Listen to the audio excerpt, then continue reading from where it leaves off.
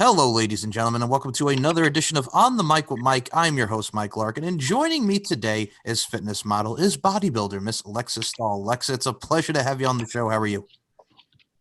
I'm doing great. Thank you for having me.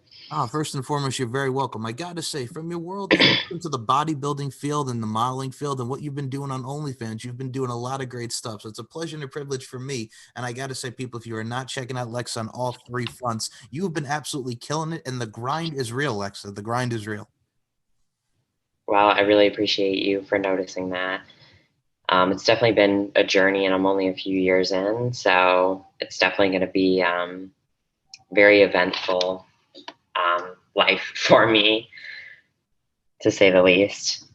Absolutely. Let's start it out right there because I mean, whatever endeavor, whatever career path that we choose, it's amazing this thing that we call life because we never know where our journey is going to take us. So let's talk about your journey, Lexa, because first and foremost, the bodybuilding field, the modeling field. Let's start with bodybuilding because what really gravitated towards you wanting to get into bodybuilding? There's a lot of discipline, there's a lot of things and a lot of hard work that goes into it. But what really attracted you to the bodybuilding field? Honestly, I'd say that, I mean, growing up, I was always like that skinny girl who could eat whatever she wanted. I never really played any sports. I never really stuck with anything. I kind of did everything once. I did like 1 year of, various sports, and I never really stuck with it. And then through my teen years, I really didn't have I didn't have a sport, I didn't have a hobby, so I got into yoga. I was longboarding and skateboarding for like a few years. And then I actually, you know, starting to become like health conscious. So, I was concerned of nutrition and learning about nutrition, stuff like that. I was interested in doing yoga and kind of that kind of thing. And then I was really noticing bodies. I was noticing, girls with muscle were tight and toned, and I liked that. And I actually used to use Tumblr a lot whenever I was like in my early teen years. And I actually, one time, I saw this really muscular girl on Tumblr, and she was the first woman that I ever saw that embodied like a very feminine degree of muscle while still having a great deal of muscle. So that was the first time I ever seen, a figure woman's physique type body. And I just thought it was absolutely beautiful. It was like an implied kind of like black and white nudity photo, and she was jacked. And I was like, whoa, I want to look like that. And I knew that it was possible because nobody is just born jacked. You know what I mean? So obviously genetics play a great deal in, how you grow, but, nobody's just born jacked. So I knew that, I could look like that one day. And, I thought it would take 10, 15 years or, something like that. But I just didn't really like my body. I was really skinny, like I said. So I knew that I could change that. So, I did. I researched a lot. I learned what I could about training and nutrition. And then, soon after, I just executed it. I just went into the gym and, you know, pretty much taught myself how to work out. And, from day one, I really fell in love. So, and then I'd say probably like 8 to 9 months into working out, I was kind of more introduced into the bodybuilding aspect of it. In the beginning, I was really more concerned about health, nutrition, fitness, being healthy. And then I realized, more so about the bodybuilding world. So then I kind of gravitated towards just wanting to pack on a lot of muscle, basically.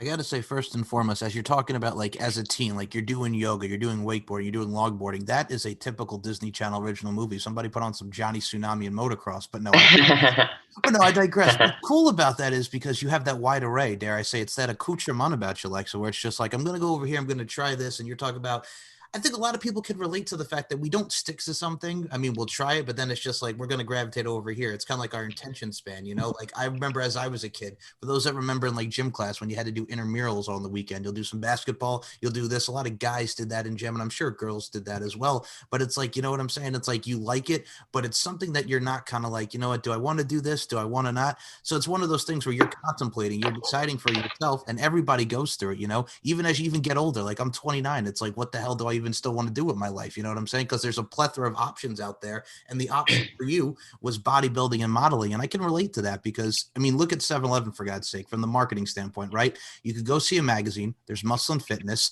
There's Flex, whatever it is. And those images gravitate to a lot of people. And a lot of people can relate to that. So I got to say, through that, I mean, you're just appreciating the overall art form. And I think that's what a lot of people can also appreciate about you is the grit, because that's art form right there, Lexa.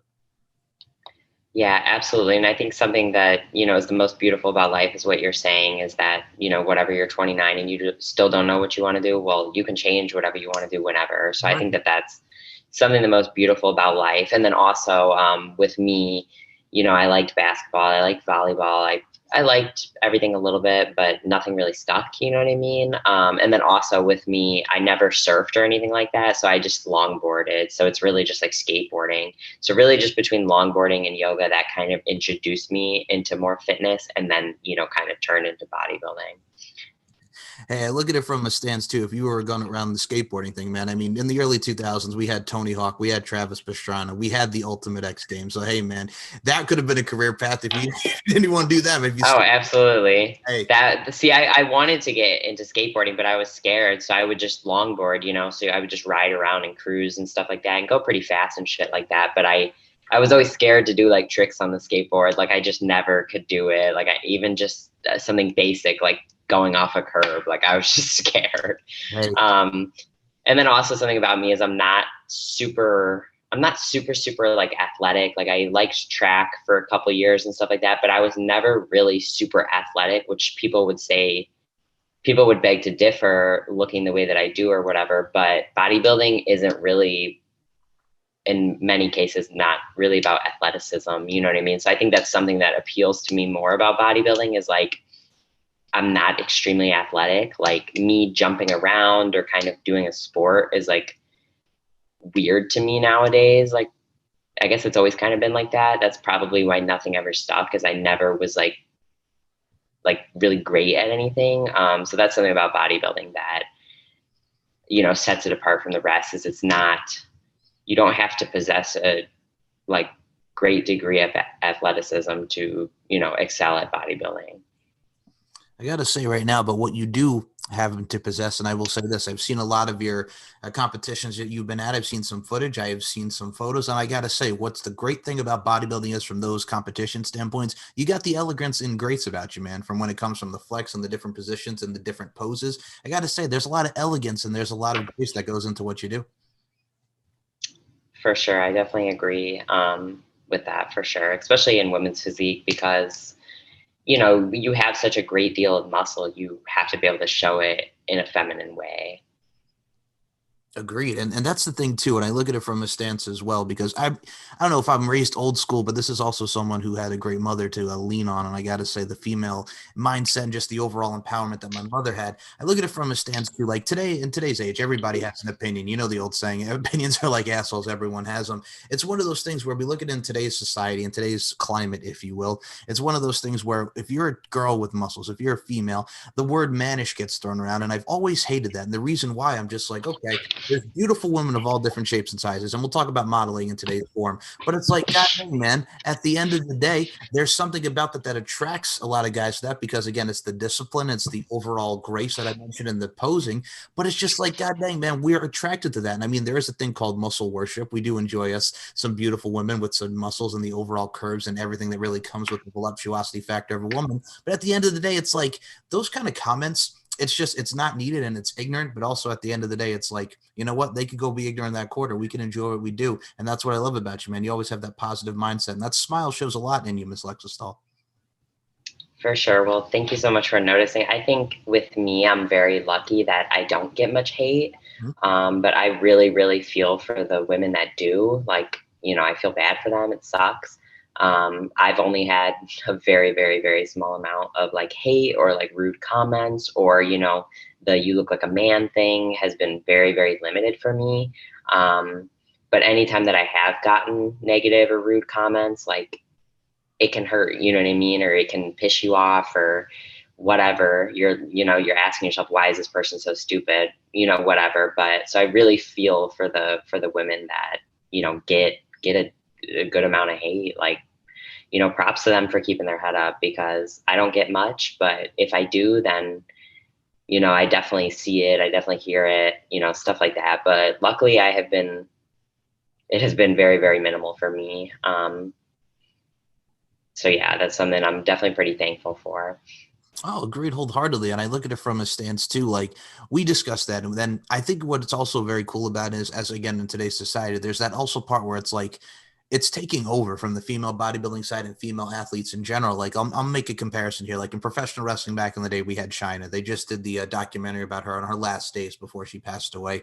Man, that woman was all about fitness. She was all about just having her body in tone and in depth. And it's one of those things where you look at someone who just wanted to have people's perception. Here I am, I'm a woman. I look the way I do, and here I am just ripping ass and taking names. I think that mindset and the overall confidence and the overall swag, and dare I say it's not cockiness, it's confidence.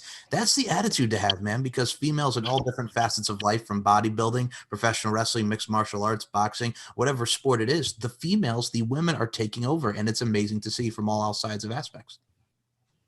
Oh, absolutely. I mean, it's just, all muscular women, all women athletes, like, we just don't give a fuck about what anybody thinks, especially if we love our sport. You know what I mean? No matter what we look like, we're going to look how we want to look. If you don't like it, then you don't like it. I mean, it's typically only men who, my muscles or a woman's muscles challenges their masculinity means, they don't have very much masculinity. So, to hell with them, like we don't care what they think. But I understand why some girls do get upset or annoyed by like hate comments and stuff like that. But at the end of the day, like, we truly just don't give a fuck what anybody thinks. We look the way that we do for a reason. It didn't just happen overnight. We've put in years and years of work or whatever to look like this. So, we've definitely thought, I'm sure we've all thought, like, how big do I actually want to get? Well, that's a question you ask yourself, not society. You know what I mean? So at the end of the day, we're going to look how we want to look. And if it's a problem with some people, then, they should just look in the mirror and work on themselves. Because if you're concerned about the way that somebody else looks, especially their body or just, anything else about somebody, like, people just need to worry about themselves more.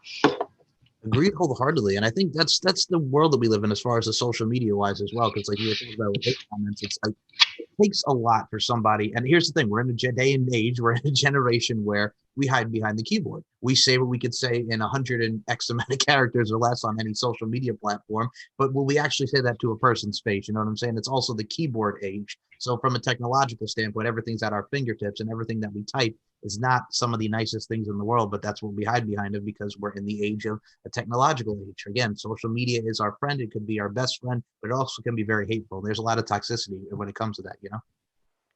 Oh, for sure. And it's like the people that actually, put hate comments on anybody, if anybody who's portraying hate to anybody, I honestly just take a second and I feel bad for them. I'm like, I truly feel bad for you that you are literally taking time out of your day, taking time out of your energy and, channeling it negatively to somebody else. Like, that's just sad. Like, I honestly genuinely like feel bad for them because, clearly it's just something that's going on with them, that they need to work on.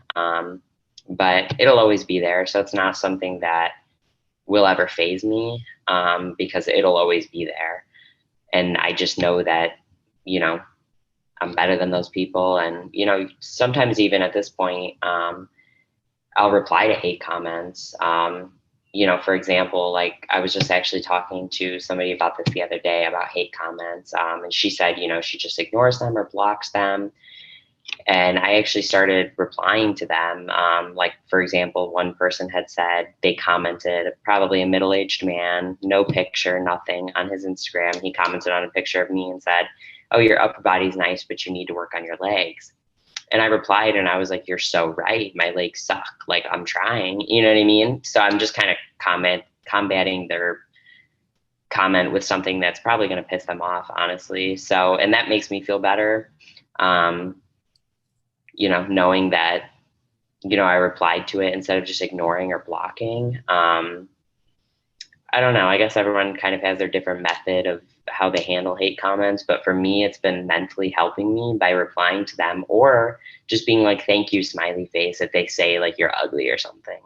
Like, why do you follow me? Like, I'm a private account too, anyways, on Instagram. So it's like, you're literally requested to follow me. Like, why are you still in here if I'm so ugly? So I kind of just like to contradict what they say. Um, but I won't go out of my way to do it. I'll just do it because it's funny. You know what I mean? Whatever. Hey, I'll be honest with you. That's some of the best ways to combat that. Kill them with kindness, or what you also do is that's the reverse psychology is what you did. It's the reverse psychology. And I dig that. I like that. Absolutely. Or you can just kind of like ask them, like, why are you literally like bullying me? Right. Like you're literally bullying me. Like, how would you feel if this was your child? And typically it's middle-aged men. And I'm like, I'm literally young enough to be your daughter. Like, do you have a daughter? Because she's probably around my age. How would you feel if a man was like picking on her on the internet? Like, get a life. You're literally picking on a young girl. Like, what is wrong with you? You know what I mean? So there's been a couple times where I've replied to comments and I literally asked them something like that and they apologized and they're like, I didn't mean for it to be that rude or something like that. And I'm like, well, thank you for actually having the balls to apologize and not just block me. Um, so yeah. Hey, I've seen that too, as well as a fan of professional wrestling, and I think a lot of people have seen this as well. One of the popular ones right now is Alexa Bliss, right? Alexa Bliss has been doing her thing. She has been known and very openly admitted that she's had an eating disorder, and people just go at her with and comment about her body, and it's just like, this woman has gone through so much. Again, eating disorders and just in general, which a lot of women have dealt with, and it's very common just in general with everything. And it's just like, yo, you know what I'm saying? And you also have to explain it because I broke that down to somebody. I'm like, and you said it so eloquently, and I'll put it here. That is somebody's child. That is somebody's daughter. And if you have a child or your daughter in your own right, is that the mindset that you want your child to have as they look at the world and they look at people? You know what I'm saying? So provide the example that you want as you see your child blossom into adulthood and, teenhood, adulthood, et cetera, et cetera. It's like, how are we going to put that into that person's mindset? It's the next generation right here. Oh, for sure. And oh my God, you can't even get me started about eating disorders. I mean, first off, all over, Yep. but especially in the bodybuilding industry, like I wouldn't say I had an eating disorder ever, but pretty damn close. In the off season, I used to struggle with a lot of binging and stuff. And a lot of females and males as well, experience this, post show or in the off season between preps and stuff like that. So that's something that I had struggled with, for the past like 3 years. And just this past year and a half, I finally, I guess, kind of conquered it, or I'm controlling it. And I like to be very open about it because it's not something people want to talk about. I mean, we're in an industry where we're so concerned with our body and our body composition and our physique and competing or being shredded or whatever, looking good. And so people don't want to be open about binge eating and stuff like that. So that's something I've become very conscious of and enjoy talking about because so many people struggle with it. I mean, even pros, even Olympians on the bodybuilding stage, everybody has, anybody who's ever competed has probably binged before. And it's just something that is sort of taboo, especially while somebody is in the process of doing it. So yeah, with you mentioning eating disorders, like that's definitely something that is very apparent in the fitness industry that not that many people talk about. And with me personally, how you said about the girl who had an eating disorder and people attack her or whatever, for me it was like at my heaviest, people were like to justify it and say, well, you still looked good. And it's like, yeah, I looked okay with another 40 pounds of fat on me, but it wasn't healthy mentally. And that's really the most important thing about everything in life is coming from a good standpoint of mental health. I might be able to carry 175, 180 well, but in my head, I'm not. In my head, or, behind the scenes, I'm binging every day, eating everything, you know what I mean? Not caring. But in reality, deep down, I am. Deep down, I'm struggling. So for people to kind of shun it down and say, oh, well, you still looked good. Your butt was big, whatever, you looked great, but there's way more to it than just looking a certain way. All right. I'll be honest with you on this and I'll kind of compare this. When I was in high school, so 10 years ago, I'll be honest, people, I was around 190-ish. And I'll be honest with you, I didn't look too bad, but I'm just like, you know what? I could be better because from a stance too mentally, again, like you said, it's a mental thing. Mentally, I wasn't feeling that good. And I got all the way down to 169 pounds. I lost over 20, 30 plus pounds, and I was very happy with myself. And I will always say this, and I've always joked about this. They go, how'd you do it? And I said, well, portion control. And I'll be honest, as a jokingly, and I put this in a very comedic way, I stopped eating dessert everywhere I went because I was the kid that, was a sweet tooth. Give me a chocolate chip cookie over here. Let me a little Hershey over there. I practically could live at Willy Wonka's chocolate factory, and you just give me the golden ticket, boom, I'm right there. And I say that in jest, and I say that in a comedic way, but you don't realize what a lot of people don't realize is just how good you feel, just, in the right mind, body, and soul of just eating correctly, the portion control, and just really feeling good about oneself and one's overall being. It's just your overall aura and your overall vibe that really takes with you and your overall spirit as you keep on moving on in this thing that we call life, if that makes sense. Yeah, totally spot on. I mean, being able to, I'm not going to say conquer, because it's something that truly is never conquered. It's something that you're working on every single day. But being able to be conscious and control what, you're putting into your body. And that includes, what you're thinking and what you're listening to and who you're listening to and, what you're spending your time doing, stuff like that. Once you're able to control those, factors and like characteristics of your daily life is like honestly the best feeling ever. So that's why it sucks that, people look at diet and fitness as a chore instead of like something that they should be thankful that their body is able to do. And unfortunately, like media and like society, shows all these fad diets and, fitness and nutrition is, dieting and fad diets and, it's a chore and you have to earn that cheat meal and shit like that. It should just be looked at as a daily thing. You know what I mean? Like diet isn't about dieting. It's what you eat in a day. You know what I mean? So I wish that, more people dieted and, took care of their health more. And that doesn't mean competing. That doesn't mean looking good. That just means working out because it feels fucking great. That just means doing the exercises that they like to do because it feels great. You know what I mean? Instead of it being looked at as such a chore. So I feel like once you really, kind of have your priorities in life set straight, like you really just feel the utmost best. You feel like you can conquer anything, especially when you're able to diet and, follow a regimen and say no to things and, you really feel like you can do anything. I'll be honest, it may be the most simplest thing in the world, but one of the things I've always enjoyed is even as I get into adulthood and as I continue on my life onward and upward, one of the things that I love is walking. And people go like, oh, well, that's just the simplest thing. Yes, it's the simple things, but you don't understand just the therapeutic mindset, just walking down the road, walking down a block, walking down on the beach. It's one of those things where you're at peace of mind and it's very calming, it's very soothing, and it makes you feel good, just going out for a walk, maybe going out for a run, or just enjoying your things. And dare I say, I'm going to use this term, Lexa, being positively proactive. There's nothing that beats being positively proactive. It's so true. And I love walking. I don't do any cardio. All I just do is walk. So I just get my steps and I love walking. Like I just walk around my complex so that I don't have to like be aware of my surroundings, if that makes sense. If I go and walk in the street, I have to, be conscious of what's going on around me because I don't want to get hit by a car or anything. But like when I walk, I literally just like get lost. If I'm listening to a podcast or I'm on my phone working, doing whatever, I just love walking. It is so therapeutic. So I wish that more people walked, honestly.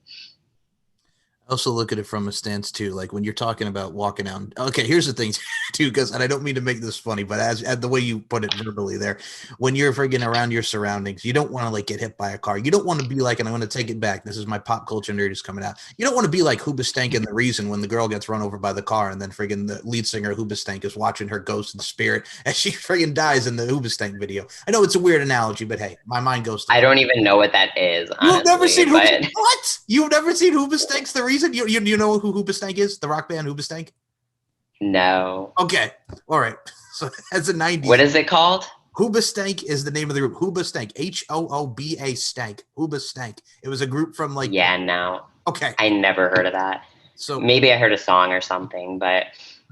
Okay, so as a '90s kid, let me ask you: are you a fellow '90s kid? Because I was born in '92, so let's clarify this. Well, I was born in '99, so if Okay, people ask me, if they ask me if I'm a '90s kid, I don't say yes, but I don't say no. But I was born in January, so January of '99, I was born. So, I had a good solid 11 months in the '90s, but I wouldn't consider myself a '90s kid or anything like that. I like how you put that. I had a solid 11 months in the '90s. Solid 11 months. Yeah, I didn't learn much in that 11 months, but I'm not a 2000 baby. Pretty close, but not quite. Okay, so I'll explain this briefly. So Hoobastank was a rock band in the early 2000s. They had hits like Crawling in the Dark, Running Away, and The Reason, which is the one I just told you about, the video about the girl getting run over by the car in the video. That's the name of the song, The Reason. They lasted for like a little bit, but that was like their big hits. Crawling in the Dark, which came out in 2001, Running Away, and The Reason, which came out in like '04. So yeah, that's Okay. okay. Maybe I heard it once. Probably not, though, if they didn't really make it too far. Hey, I try. But yeah, that's funny. All good. Okay. So, pop culture aside, my 11 months, solid 11 months friend, I look at it from a stance too as well. Like when you're, like we were talking about walking, the most simplistic of things. Like another thing that's really simple that I think a lot of people should do, and I think what's very good for the mind is, as a kid, I'll be honest with you, I had the attention span, not like a squirrel, but things would kind of distract me and I would go one way or the other, right? Because a lot of people's attention spans, they don't last too long. When I would read, that's what would happen. My attention span, it wouldn't just like focus and I would have to like go back and just do whatever, right? So I couldn't finish a book, but I would eventually get there, so to speak. What I found as I got an older man, just from therapeutic wise and just stability wise with the mind, just reading and enjoying a good book or just reading in general really helps expand the horizons and really helps you take in a lot that you can get in mentally. So that's another one of the simplistic things that a lot of people should do is just reading, just really educate yourself on many different topics. Absolutely. And personally, I love reading. I've always loved reading, like in elementary school and stuff like that. I loved it. Um, Unfortunately, now I'm not going to say I don't have time to read because I don't believe in that saying. So I'm going to say I don't make time to read. Unfortunately, because I'm on my phone all the time. It's a blessing and it's also a curse because there's always something for me to do on one of my social medias, like always something the like just the stuff that I can do is just endless. Like I could just keep doing stuff forever and ever. So for me to actually read is like would honestly be so challenging now. But luckily, I am in school and right now I'm working on my sociology major and it has a lot of readings. And honestly, it's been really therapeutic, especially because, they're really intriguing. So the class that I'm enjoying the readings for the most is a class called Gender and Society. So that has a lot of good readings about like, gender and society. It's like, honestly, my brain is a little fried right now because I've been doing homework all day. So yeah, but it has a lot of stuff, about masculinities and femininities and, equalities and, pop culture, media, its influence on that sort of thing. So it's really cool to read real life stuff. I definitely would prefer nonfiction over fiction. I hope I'm not getting them wrong. So I like motivational books, real life stuff. I'm not a big fan about, like fantasy stuff or like made up stuff, So I really like motivational books. That would definitely be my go-to if I was going to read a novel. I will say this, one of the best positive mindset books that I've read. There's a lot of good ones, and I recommend it to people. One I will recommend is a book called Rewire Your Brain. And it's about like there's a lot of meditation stuff in there. There's about just peace, calm, and tranquility. They talk about 3 things that really helps calm you down, and it really just gives you a lot of positive mindsets. And like we were talking about, positively proactive. It's something that really gives you another way of thinking and just really appreciating life and just appreciating things in general. So it's stuff like that that really gets you going. So yeah, there's a book for everybody to check out. I'll put it in the description. It's called Rewire Your Brain. It's stuff like that, man. It just makes you think. And also, like you were talking about gender and society, simple, very simplistic. And it's one of those things where you get to learn about yourself. You get to learn about the world and in general. I mean, again, it's outlooks. And I feel that a lot of people should really expand their horizons. And I've always said this when it comes to shows and a lot of stuff that we've talked about today. People got to be a lot more open-minded and just really see things, just open up their eyes. For sure. And I mean, while social media is great and all, it just sucks. Like nobody really reads anymore, including myself. Like I said, I'm always on my phone. I'm always scrolling. I'm always doing something. So for me to actually pick up a book And then for me to not pick up my phone instead or check it and go back and forth is like, at this point, it's like a foreign concept.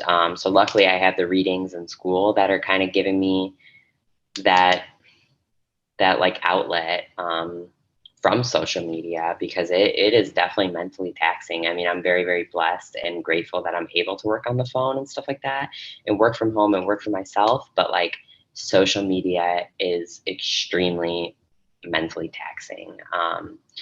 And I'm always on the phone. So if I have any time that I'm not on it, I am like proud of myself for not working or, you know, doing anything, honestly. I will say this when it comes to what the phones and what we have nowadays. I remember as a kid, one of the things I loved to do, because you were talking about basketball, I used to have a hoop in the back, just going, coming home after school, shooting some hoops. It's the simple things, right? It's the most simplistic things, and that's what you got to love. Dare I say the old saying, keep it simple, stupid kiss. There you go. Okay. Yes, that's, but no, it's cool because like you just come home, you're shooting hoops, you know, you're getting that workout, you're having fun. And we've come across the days where we used to just have like obviously video games are still a thing and people do Twitch and they do streaming, which is cool, but we're so accustomed to being on the damn phone. It's like even with conversations, we don't even talk on the phone. We just have social media over text, you know, again at fingertips. We've kind of lost thought. We've kind of, I guess the way to put it is we've kind of lost the sight of the basics. You know what I'm saying? We've kind of gone away from the basics as much as we can. For sure. And I mean, it's not just younger generations. I mean, my parents as well are always on their phones. And obviously, there's nothing wrong with that. Just an observation. They're always scrolling on Facebook or, you know, doing something like that. So it's really everybody. And that's just the way that society is nowadays. So it's very hard to detach from technology. And it is literally addicting. It is. And I mean, from a stance too, I'll be honest with you. You talk about the older generation. My dad, it's so funny. I don't know what it is, but again, I guess I must have an old soul, or again, just the discipline. My dad was on his phone while we were eating dinner, and I'm like, put the goddamn phone away. That's the thing too, because we're constantly scrolling even while we were dinner and stuff. We can't even have the conversations and hold the conversation together. Yeah, it's stuff like that. It's stuff like that. For sure. It's definitely something I have to remind myself of often, that I just need to plug in my phone and just walk away, even if it's just for a little bit, because I just don't value time with anybody as much anymore, or as much as I should. You know what I mean? So it's like from literally from the moment that I wake up to the moment I go to sleep, my phone is pretty much in my hand. And like I realize like how sick that is. That's literally sick. Like, so I have to force myself. And something honestly that helps, which is kind of weird, is either I have to be doing something productive. I'm not a person who can just like sit there. Like I have to be doing something. Um, I used to hate watching TV. Like I used to not watch TV or movies or anything like that for years. And in the past year, I've actually been able to watch TV for once. And so, you know, if I'm not on my phone, I kind of go into this other world in another show. And that honestly is like therapeutic in a sense. I mean, obviously I know I should be going into nature or doing something, even taking like a bubble bath, anything. Rather than going from one form of technology to another. But watching TV has honestly been like super soothing for me the past year, with letting social media control my life so much. It's therapeutic in a sense to be able to kind of just lay there and just kind of be in a different world without reading or anything like that. So, yeah, I can dig that because, and that's not weird at all because it's one of those things too. Like you can be on a computer, you can be doing what have you, but it's something just about like being in front of the TV, watching Netflix, watching whatever your favorite channel, watching the show that you can binge into and just really enjoy. Like I said, it's very therapeutic and it's just something that really takes you back, especially from a nostalgia standpoint, whatever show you're watching or movie. But it's just like we all need that balance, and I think that's a good balance. And I don't think that's weird at all. I think it's actually a great balance compared to what we have phone wise. TV is like the it's kind of like the backup, but it's a good backup, you know. For sure. And I mean, it's like, you know, I can kind of get like an emotional attachment to shows and movies, and I'm sure everybody does, but like it's nice to be able to care about something that doesn't exist, if that makes sense, because I'm someone who's overly concerned with life. You know, like if I have a day where I feel like I didn't do anything, then I almost feel kind of like guilty or bad, which I know is so wrong. So that's something that I constantly have to remind myself and be conscious of and put myself into check about. That like if I'm resting, it's probably because I need to, even though I don't want to. So being able to kind of submerge myself into like this fantasy world of a TV show or movie is like productive to me, because I know that like mentally and physically I need it, because I'm always doing something. Again, it's a great balance. And I think with you, and I'm going to say this right now, like we were talking about social media just for a second ago, yo, with your social media, and what I like about your social media is too, like we were talking about the own photos and the imagery. I got to say, for an imagery standpoint, you look absolutely amazing. You got that smile that just brightens up the world. And it's just, you can tell it's someone who's just having fun, just doing what they're doing. And it's something that they love. And I think a lot of that is encaptured in a lot of your photos. So I got to give you some love on that front. Thank you. Thank you so much. I love doing photo shoots. Something that's interesting is I don't really like, believe it or not, I don't really like competing that much. I don't like going on stage and being judged. I get nervous, I feel. Like I can't perform very well, I feel like. I'm not a performer, but I love being behind the camera. I love modeling. I love doing photo shoots. And something about me is like whenever I was growing up, I wanted to do runway modeling, but I was never tall enough and I was always skinny. So I literally had the body for it. And then as I got a little older, I kind of wanted to be like a Victoria's Secret model or something, but I was never tall enough, like I said. Um, and ironically, from age probably like 9 to like 15, I hated taking pictures. I bet you can't believe that. I hated taking pictures. We would have holidays or whatever. My mom would gather us around to, take photos or whatever. And I hated it. I would like beg her, like, please, I hate pictures. I did not like looking at myself. I was so skinny. My legs are so long. I hated pictures. Like, I literally would like beg her, like, not to take pictures. And it wasn't until I started working out that I was like, take all the pictures of me, you know what I mean? So modeling is something I always wanted to do. But bodybuilding really brought that out. I got to say, first and foremost, as soon as you said that, I'm going to be honest, my jaw kind of dropped there because, again, seeing what you're doing now and from that gap that you had there from 9 to 15, it's like, I can understand it as well, but I also look at it from a stance too. It's like, God dang, man, that is someone who, again, the confidence level that you see now and really just you. And what I love about it too is when it comes to everything that we do in life, we always have that outlet that for whatever we're going through, whatever problem it is, there's something that either saves our lives or really brings joy to our lives. And you found that outlet. And I got to say, I got to commend you 100% about that because that is awesome. Like you found your outlet, you know what I'm saying? Because a lot of people can relate and you're here to inspire the next generation. That's what I love about you. I appreciate that. Yeah. And it's like, it can really just change at any moment. You know what I mean? I mean, when I was 12, 13, even 14, if you told me I'd be a bodybuilder one day, like, I don't even know what that would mean. You know what I mean? Because I didn't really find out about bodybuilding until it kind of all happened very, very quickly. And I just kind of became like submerged in it and really just fell in love. And when I was like 15, 16, like I was smoking a lot of weed and stuff like that. And I didn't really feel like I had much purpose. You know what I mean? Like I knew that I would go to college. I knew that I would get a job. I knew that I'd have a family one day, but I just felt like I didn't have that much purpose. So whenever I started doing yoga, I feel like that really taught me a lot, like spiritually and like mentally and emotionally and stuff like that. And then the physical aspect kind of came from all that because I was like, wow, I enjoy moving my body. I enjoy lifting myself up. I enjoy feeling strong. I enjoy moving because it was something that I didn't really do much of. So it was actually what kind of inspired me to lift weights, other than seeing the muscular women on Tumblr, was like I wanted to be able to do headstands and handstands, but I wasn't very strong. You know what I mean? So I was like, wow, well, if I like to lift myself up physically, then, and emotionally and mentally and everything, but physically speaking, if I like to lift myself up, why wouldn't I like to lift weights? So I was like, And then knowing that lifting weights is your own sport that you can progress at any rate that you like. You could cut, you could bulk, you could do cardio if you want, you can do cardio if you don't want to. You can do whatever, you could do what exercises you enjoy, it's your own sport. So I think that's another reason why I didn't really like sports growing up, is because I didn't really like being told what to do, kind of just wanted to do my own thing. So with bodybuilding, that is a sport where you could do whatever the hell you want. First of all, I love that attitude of pretty much just wanting to do whatever the hell you want, because no, I look at it from a stance too. There's a lot of people that are just very, driven and they're very set. It's like, yo, I got to do it this way, because a lot of people can relate to that. I also look at it from a stance too. Like we were talking about, like the photos from 9 to 15, first and foremost, a lot of people I think who listen to this can't blame me, because when you're in like the 13-year age, like puberty sets in, and then, you know, you're going through the awkward phases. So it's like, oh yeah, you're awkward for sure. right. Yeah.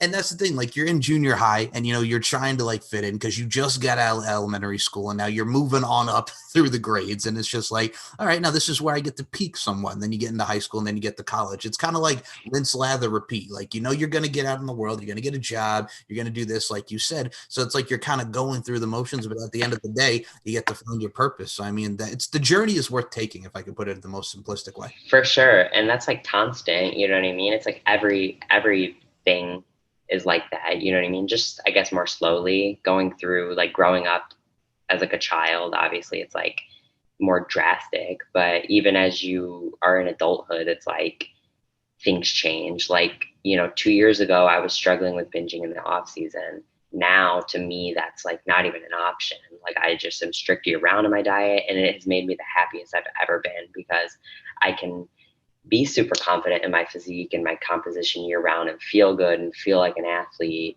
and feel strong, you know what I mean? And have that like mental composure of being able to diet year round and have the mental strength and fortitude to do it. Even though, of course, some days I want to eat more, but, you know, I just tell myself what really is the bigger goal.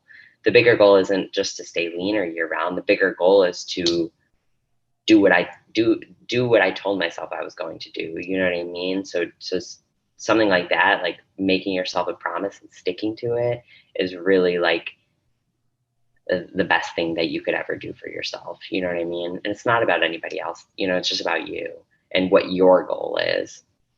Amen to that. All I could say is amen to that. And you said it so eloquently and beautifully. I also got to look at it from a stance as well. Like we were talking about modeling. You want to be like that runway model, like we've seen with Tyra Banks and America's Next Top Model, that Victoria's Secret model, be those girls on the commercials, just boom, here we are. But it's one of those things I also love about the modeling aspect, because we were talking about like fitness modeling, where it's beautiful women. They got the muscles, they got the overall grace. And we talked about the poise earlier to reiterate that point. But god dang, man, from seeing people that we had in the 90s, from your Tyra Banks and your Naomi Campbells, to what we've seen on the plus side of things with Ashley Graham and women like Nia Jax, who is in the WWE now. Just to see all forms of modeling, fitness, plus size modeling as a whole, just to see these beautiful women being exuded and accentuating for the internal and external beauty that they have. So I got to say, from the modeling aspect, you're killing it. And just modeling as a whole, it's amazing just to see the progression and evolution of it. Thank you so much. I definitely want to get more into just more concepts and themes of modeling, because it's something that I enjoy doing so much. So with bodybuilding, it's kind of, you're a little like restricted and constricted to just like, you know, like, oh, I'm going to flex, do a double bicep, blah, blah, blah. But I actually have a photographer who I just shot with last week. And he's like, you know, something that I love about you is you have like a high fashion model look. He's like, you should like expand your portfolio and go do high fashion stuff, you know, because while I'm very muscular, I can hide it to some degree. I mean, obviously, if I wear like a big shirt, you know, I'm still going to fill it out. I'm not going to look skinny, but like I can kind of hide it. And I think that that's something that I definitely want to do. That's definitely on my bucket list now, is kind of expand my modeling portfolio, because you only live once. So it's like, you know, I want to try out different things, you know what I mean? And like you said, I mean, it's beautiful that society is like allowing, you know, plus size modeling and stuff like that, not allowing it, but you know what I mean? Like valuing that, because it should be valued. Everybody's body should be valued. I think everybody is beautiful. I love plus size models. I love super skinny girls. I always will. I will love all bodies, you know what I mean? So I think that it's beautiful, and modeling is absolutely a form of art. And, you know, it's very intriguing to see like a lot of beautiful concepts and stuff like that. I think it's kind of like, all right, I'm going to make a pop culture reference again. Hopefully you get this one. And it's not going to be Hoobastank. So, all right. So Lizzie okay, McGuire. Let's see. All right. Lizzie McGuire. Okay. All right. Yeah. Okay. So that's my speed. That is my speed for sure. I forgot about that show. All right. I got you. Okay. Lizzie McGuire had that episode where they were talking that about modeling, right? So you see Lizzie McGuire going out there doing the modeling thing, you know what I'm saying? She's very apprehensive, but boom, here she is. It also featured the girl from the George Lopez show who was in it as well, Marcela Lucia, for those that remember the George Lopez show. So the point I'm trying to make here is like they featured that on the Disney Channel. And this is really when Disney Channel, and I'll say it in the early 2000s, we really focused on a lot of than what we have now. Like, for example, like we were talking about eating disorders. There was an episode of the show The Famous Jet Jackson, which Rachel McAdams, very popular actress, she's been in a lot of great films. She played the sister of one of the main girls on the show, right? She had an eating disorder. They actually, you know, accentuated and showcased the effects of eating disorders. It's like that stuff right there. What you see in popular culture also translates into real life. So it's just amazing to see how people can work and overcome that, not just from a television standpoint, but in real life. Because again, it's a nice little balance of what are occurring issues in the world today. For sure. And I wish that, TV shows portrayed stuff like that more. But now, like shows like Lizzie McGuire, that is something that I watched growing up, but it isn't something that it kind of fell off whenever I was growing up, or so to speak, or whatever. They stopped airing it as much, stuff like that. And then other shows took over. I actually just did a reading about Nickelodeon and Disney Channel shows today, like literally just today, about how the character, I mean, just the concepts in Nickelodeon and Disney Channel shows are pretty awful. I mean, they're like hypersexualizing children, and basically what the reading was predominantly about was how they kind of, in the beginning of the episode, they'll kind of like act as feminists, but then at the end they'll kind of like contradict themselves. So there's like a lot of examples in like Hannah Montana and like Wizards of Waverly Place, Sweet Life of Zack and Cody, stuff that I grew up watching that really just isn't good. And it's kind of like brainwashing like young girls, honestly. So it's sad to see. I wish that there was more shows like Lizzie McGuire and stuff like that. Like the shows that like my brother grew up watching are like so much better than the shit that is on TV nowadays. Like it's just awful. First off, you're preaching to the choir, and I love how bluntly you put that, because I'm going to say right now, and I've always said this when I do my pop culture shows, when it comes to that era that you so eloquently put there, you know, your Hannah Montanas, your Wizards of Waverly Place, I'm talking about Miley Cyrus, Selena Gomez, The Sweet Life of Zack and Cody, Ashley Tisdale, Brenda Song, the Sprouse Brothers, we'll be here all day. But it's one of those things where, like, again, growing up with shows like Lizzie McGuire, and I mentioned The Famous Jet Jackson, but we're going towards more real issues. What we have now is like, all right, Boy Meets World was a big show in the 90s. You know what I'm talking about? We're talking about Daniel Fishel. Yeah. They brought back Girl Meets World, and I'm going to say right now, I don't even know why they bothered, because it's just like you had so much stuff like in the 90s with the show, right? There was talk about interracial relationships. There was talk about, you know, drinking, which a lot of shows have like the drinking episodes, but it's just like there's a message here.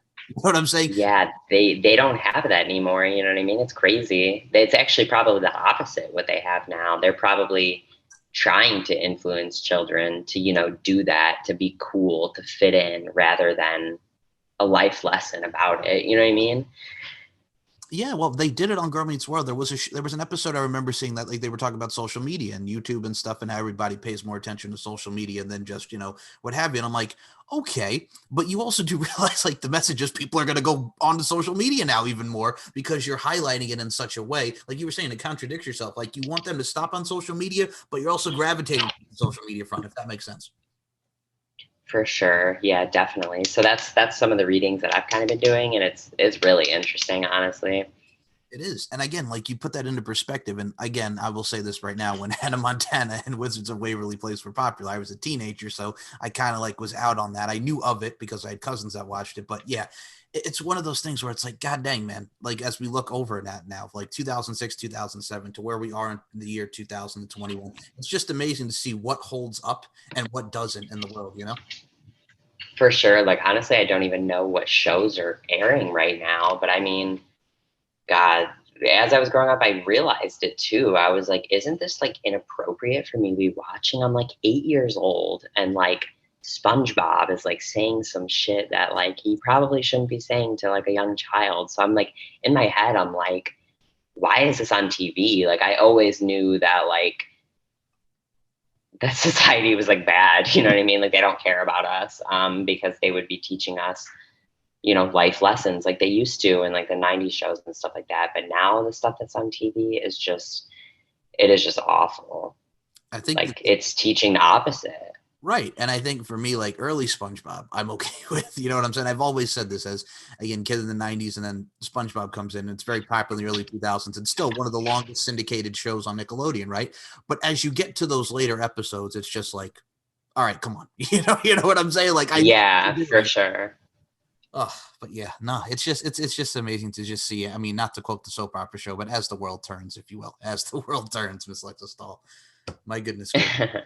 But no, another thing I want to mention as well, talk about the modeling aspect. First and foremost, I think what I also love about you, and we're going to talk about these images here because people, if you've not seen her on Instagram, I got to say, one of the finest, and I mean that both respectfully, literally, and figuratively speaking, one of the finest of the imageries, Mrs. Lexistol. I got to say, God dang, man, you could just be flexing. You could just be doing your workouts, which you are so grit and determination. And dare I say, to put it bluntly, you're an effing beast, Miss Lexistol. But God dang, man, put on a dress, put on a bikini, put on something. Here you are. You're in a bathtub. You're doing as only as you could do and look as only as you can look. That right there, and I'm going to say this to you with the utmost sincerity and respect, and I'm going to put another term out there. You got the voluptuosity factor about you. Thank you. I really appreciate that. That's something that I always, I guess, want to have a fair balance of on social media. So I try to like set up my posts to where, you know, you can get a taste of everything. So, you know, I'll be like, okay, like in my head, I'm kind of like, okay, I need to post a training video. So, you know, people can kind of see the work that goes into it. Cause a lot of people don't post training footage, which is totally cool. I understand the gym is a sacred place for many people and they don't want to record stuff. But since I've, you know, since social media is literally everything for me and it always has been, then, you know, I enjoy filming my workouts. I enjoy showing my exercises. I enjoy critiquing my own form, stuff like that. So I like to do like a fair mix of, you know, like training videos or like, you know, like a sexy pic or like a flexing pic, you know what I mean? So I try to do it like to where it kind of has a balance between everything. So you can kind of see, so you get the best of all the worlds. You know what I mean? Agreed wholeheartedly, and I think that's what's great. It shows the uniqueness, and it also just shows it's a great look into you. And like I said, and I think what's great about you too is I'm going to say this, and I'm going to put this image out here. When you walk into a room, and I'm going to say this, you will have that gravitational pull just because of you, your personality, and we talked about the internal and external beauty front. But there's something that will catch the eye about you, man. So I got to say, you have that ability, and we all have that ability as people to use our powers for good. So I got to say, you're using the power to your advantage with your words and actions. Thank you. I really hope to. Something I guess that I'm really happy that I do is OnlyFans, because honestly, it's not about what people think it's about. You know, I have a lot of members on there, and I talk to everybody. You know, I respond to all my messages. And a lot of people are like, "Wow, like you actually responded." Like I talk to people about their lives. Like you know, we talk on like a personal level. Like we're friends. You know what I mean? It's all friendly. It's, you know, nothing really beyond that. So it's nice to have, you know, gotten friends out of it, and they really value me, and they're like, wow, like I really like, you're hot and all, but like I really like who you are as a person. You know what I mean?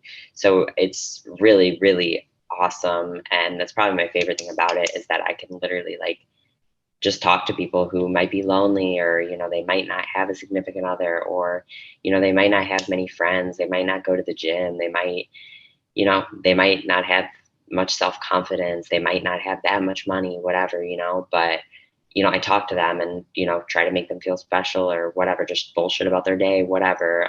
And you know, knowing that that can make one more person happy in the day is like, it honestly means a lot. And I mean that like super genuinely, like knowing that I can make people happy, um, is just really great. I look at it from a stance too. It doesn't matter if it's the most minuscule of things. It could just be like a simple hello or a happy birthday or greeting or what have you. You never know the impact that you're going to have through what you are from being a genuine human being, just with your words, your actions. You never know that effect and impact you're going to have on people. So it's amazing just to see you taking the time out of your day to do that. And I think that's what also kind of, is the antithesis of OnlyFans, besides looking beautiful and having the amazing photos that you do. And everybody has their unique preferences and everybody's into what they like and what everybody, what they do. But the overall camaraderie and talking and engaging in the fans on OnlyFans, pun intended, really does showcase and really is what makes it a great outlet for people.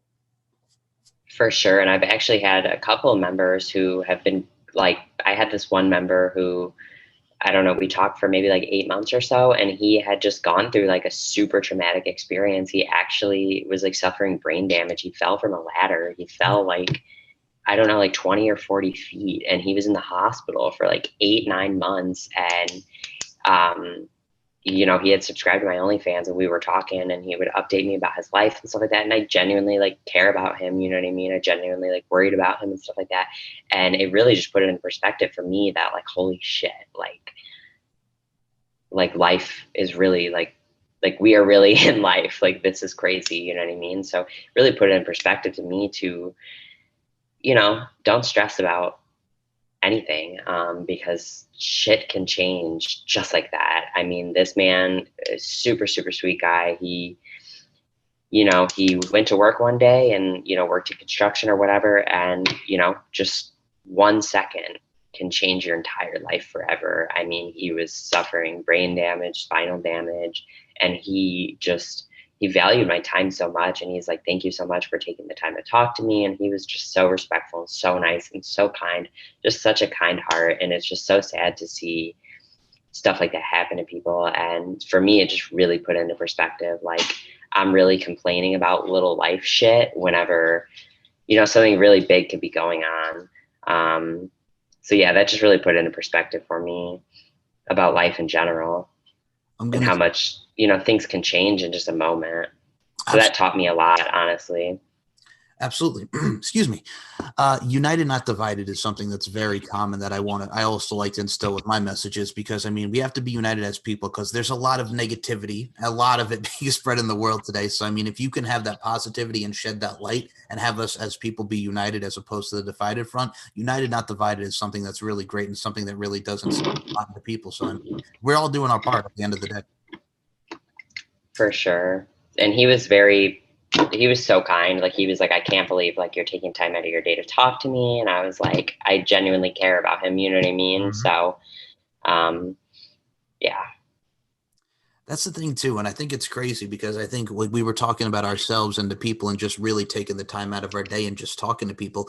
And I've always said this, it's one of those things where it's just like, okay, like at the end of the day, I'm just a guy, you're just a girl. We're these people in general, but it's just like, you know what? We have that gravitational pull. Again, we talked about, we have that power, but it's just like, there's something that attracts people that you just want to talk to them. And that's nice. Just engaging in conversation, whether helping someone going through or just having a conversation in general. I think that's kind of like a lost thing is, again, we were talking about going back to the basics. Not a lot of people just talk anymore. Everybody wants to talk at people, you know, go at people for their beliefs, go for their opinions and stuff. It's like nobody just has that nice interaction anymore. You know what I'm saying? Yeah, I feel like it's really rare. This just reminded me. I feel like it's really rare to just like genuinely ask somebody how they're doing.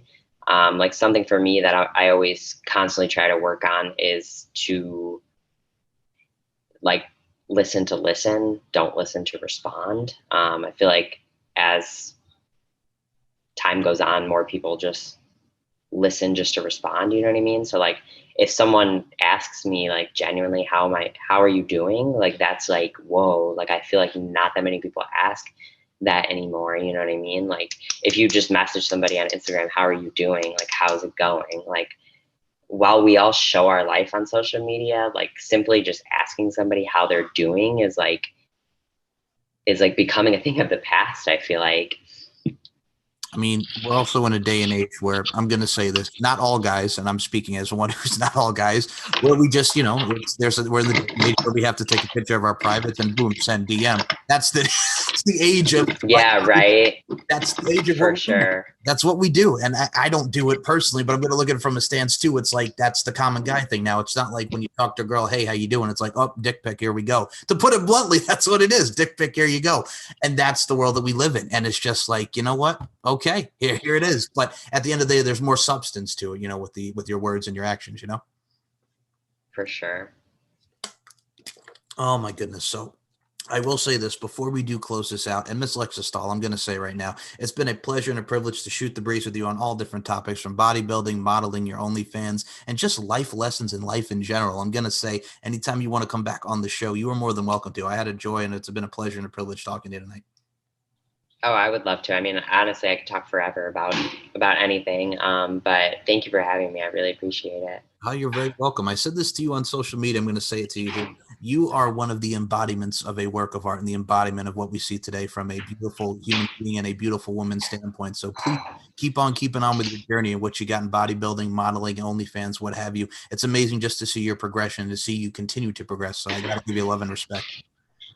Thank you so much. I really, really appreciate that. You are very welcome. And this is where I step back because ladies first. Please promote the Twitter, the Instagram, the OnlyFans. The floor is yours. Please go right ahead, Lexa. Okay, awesome. So I actually have two Instagrams. So my main Instagram is Lexa underscore Stahl. So it's Lexa underscore STAHL. And then I actually have a second Instagram where I kind of just post like sexy photo shoot pics. So it's, you know, kind of for the people who don't want to see me train. So my second Instagram is LEXAJ99. So it's LexaJ99. And then my Twitter is Lexa FBB, so Lexa FBB. And then my OnlyFans, it's the same as my Instagram, which is Lexa underscore Stahl. And then my free OnlyFans is free underscore Lexa Stahl. So that is all my socials. I got to say, first and foremost, I like that nice little mix. Like one is just for your Instagram where it's like, okay, here I am training, here I am doing what I do, here's the grind, but okay, here I am sexy over here. I like that. It's a nice little balance for the fans of yours. Well, it's like what I realized with Instagram is like training videos. I love posting training videos, and that's something that I'll never stop posting because that's just personally what I like to post. But it doesn't get much attention as, you know, something that's going to be like, hey, here's my ass. You know what I mean? So I understand that a lot of followers don't want to see me grunt in the gym. They don't want to see me deadlift. They don't want to see me, you know, grunt and yell, whatever. I mean, a lot of people do, but a lot of people don't, and I respect that. So I kind of want to make a separate page just for, you know, hot pics, basically, is what I'm referring it to. It's just it's basically the Instagram that I post, you know, like sexy pics that I don't want to risk posting on my other page because I'm scared that Instagram's going to flag it. So nothing too crazy on there. Since Instagram is very, you got to be really careful what you post on Instagram. Nothing too crazy on there, but definitely more sexy pics than on my main Instagram. I got to say, either way, you do look amazing at what you do on both sides of the spectrum. But I got to say, first and foremost, you put that so eloquently, and I was trying not to laugh, and you said, "Oh, here's my ass," because that's to put it from the blunt standpoint, that's what a lot of them go towards when they see the sex stuff. Oh, here's my ass, here's an ass pic. And I think that's what's great about you too. Again, is the professionalism and dare I say the decorum. It's like I'm going to be sexy, but I'm not going to like go over the line. I'm not going to do the borderline. So I appreciate that because a lot of them just go over that line, and you kind of like, all right, I'm going to maybe go towards the line, but I'm not. So I mean, you hold back, and which is cool. So. For sure. I mean, with Instagram, it's crazy. I mean, a training video can get maybe like 10 to 20 comments, and then it's like a sexy pic or whatever will get like 100 or 200 comments. So it's just, you know, a lot of people don't like to see the work. They just like to see the result, which is okay. I get that the result is way better to look at. So that's why I have the second Instagram. Well, I will say I have seen your transition photos to where you were as a youngin to where you are now as a as a young adult, if you will, Miss Lexa Stahl. And I got to say the grind is there. You got your mind right. You got your grind right, and you're going to keep going. And I look forward to seeing where you keep going. Thank you so much. You're very welcome. Thank you again for having me. It's my pleasure. So for Miss Lexa Stahl, my name is Mike Larkin. Thank you guys so much for listening to another edition of On the Mic with Mike, and I will talk to you guys in the next episode. My last sentiments, as I always say in my shows: beauty, strength, and dominance, the three key elements that make women the work of art that they are. And Lexa Stahl, I include you in those sentiments. Thank you so much for your time. Thank you.